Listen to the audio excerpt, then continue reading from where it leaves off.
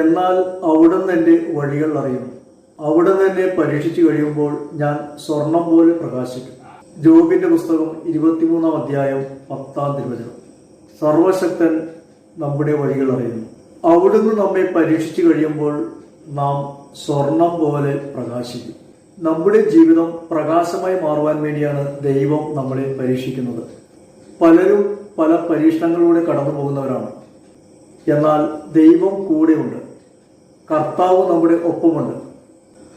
അവിടുന്ന് നമ്മെ ഉപേക്ഷിക്കുകയോ തള്ളിക്കളയുകയോ അവഗണിക്കുകയോ ചെയ്യുന്നില്ല.